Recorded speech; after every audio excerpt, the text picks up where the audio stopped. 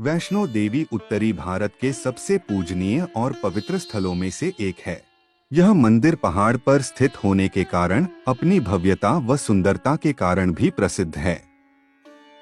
वैष्णो देवी भी ऐसे ही स्थानों में एक है जिसे माता का निवास स्थान माना जाता है। मंदिर 5200 फीट की ऊंचाई और कटरा से लगभग 14 किलोमीटर की दूरी पर स्थित है। हर साल लाखों तीर्थ यात्री मंदिर के दर्शन करते हैं। यह भारत में तिरुमला वेंकटेश्वर मंदिर के बाद दूसरा सर्वाधिक देखा जाने वाला धार्मिक तीर्थस्थल है। वैसे तो माता वैष्णो देवी के संबंध में कई पौराणिक कथाएं प्रचलित हैं, लेकिन मुख्य दो कथाएं अधिक प्रचलित हैं। मान्यतानुसार एक बार पहाड़ों वाली माता ने अपने एक परम भक्त पंडित श्रीधर की भक्ति से प्रसन्न होकर उसकी लाज बचाई और पूरे सृष्टि को अपने अस्तित्व का प्रमाण दिया। वर्तमान कटरा कस्बे से 2 किमी की दूरी पर स्थित हंसाली गांव में मां वैष्णवी के परम भक्त श्रीधर रहते थे। वह निसंतान होने से दुख ही रहते थे।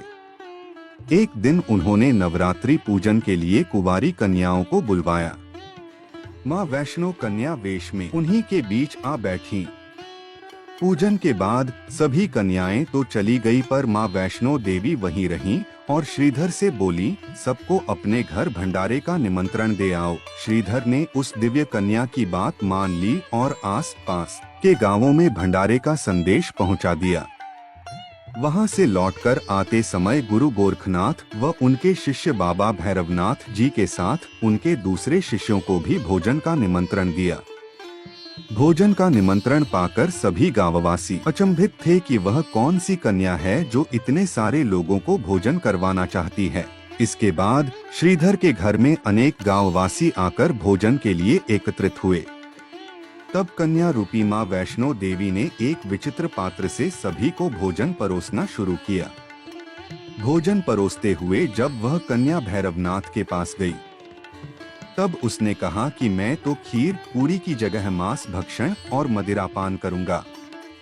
तब कन्या रूपी मां ने उसे समझाया कि यह ब्राह्मण के यहाँ का भोजन है, इसमें मांसाहार नहीं किया जाता। किंतु भैरवनाथ ने जानबूझकर अपनी बात पर अड़ा रहा।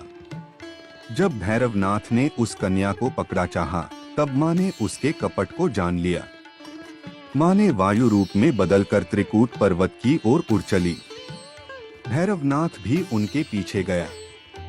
माना जाता है कि मां की रक्षा के लिए पवनपुत्र हनुमान भी थे। मान्यता के अनुसार उस वक्त भी हनुमान जी माता की रक्षा के लिए उनके साथ ही थे। हनुमान जी को प्यास लगने पर माता ने उनके आग्रह पर धनुष से पहाड़ पर बाण चलाकर एक जलधारा निकाला और उस जल में अपने केश धोए। आज यह पवित्र जलधारा बाणगंगा के नाम से जानी जाती है, जिसके पवित्र जल का पान करने या इससे स्नान करने से श्रद्धालुओं की सारी थकावट और तकलीफें दूर हो जाती हैं। इस दौरान माता ने एक गुफा में प्रवेश कर 9 माह तक तपस्या की। भैरवनाथ भी उनके पीछे वहां तक आ गया। तब एक साधु ने भैरवनाथ से कहा कि तू जिसे एक कन्या समझ रहा है, वह आदिशक्ति जगदम्बा है, इसलिए उस महाशक्ति का पीछा छोड़ दे। भैरवनाथ साधु की बात नहीं मानी। तब माता गुफा की दूसरी ओर से मार्ग बनाकर बाहर निकल गईं। यह गुफा आज भी अर्धकुमारी या आदिकुमारी या गर्भजून के नाम से प्रसिद्ध है। अर्धकुमारी के पहले माता की चरण पादुका भी है। यह वह स्थान है जहां माता ने भागते भागते मुड़कर भैरवनाथ को देखा था। गुफा से बाहर निकलकर कन्या ने देवी का रूप धारण किया। माता ने भैरवनाथ को चेताया और वापस जाने को कहा, फिर भी वह नहीं माना। माता गुफा के भीतर चली गई। तब माता की रक्षा के लिए हनुमान जी ने गुफा के बाहर भैरव से युद्ध किया। भैरव ने फिर भी हार नहीं मानी। जब वीर हनुमान निढाल होने लगे, तब माता वैष्णवी ने महाकाली का रूप लेकर भैरवनाथ का संहार कर दिया। भैरवनाथ का सिर कटकर भवन से 8 किलोमीटर दूर त्रिकूट पर्वत की भैरव घाटी में गिरा। उस स्थान को भैरवनाथ के मंदिर के नाम से जाना जाता है। जिस स्थान पर मां वैष्णो देवी ने हठी भैरवनाथ का वध किया, वह स्थान पवित्र गुफा अथवा भवन के नाम से प्रसिद्ध है। इसी स्थान पर मां काली दाएं, मां सरस्वती मध्य और मां लक्ष्मी बाएं पिंडी के रूप में गुफा में विराजित हैं। इन तीनों के सम्मिलित रूप को ही मां वैष्णो देवी का रूप कहा जाता है।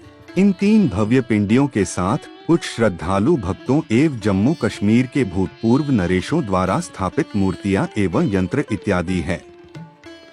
कहा जाता है कि अपने वध के बाद भैरवनाथ को अपनी भूल का पश्चाताप हुआ और उसने मां से क्षमादान की भीख मांगी।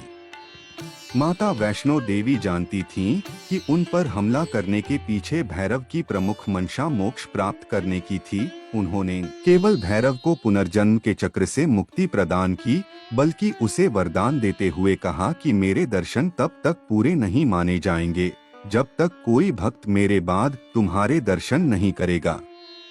उसी मान्यता के अनुसार आज भी भक्त माता वैष्णो देवी के दर्शन करने के बाद 8 किलोमीटर की खड़ी चढ़ाई चढ़कर भैरवनाथ के दर्शन करने को जाते हैं। इस बीच वैष्णो देवी ने 3 पिंड सिर सहित एक चट्टान का आकार ग्रहण किया और सदा के लिए ध्यानमग्न हो गयी। इस बीच पंडित श्रीधर अधीर हो गए।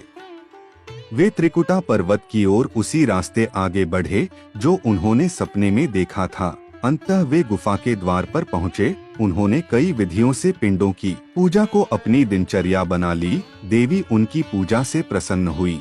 वे उनके सामने प्रकट हुई और उन्हें आशीर्वाद दिया। तब से श्रीधर और उनके वंशज देवी मां वैष्णो देवी की पूजा करते आ रहे हैं।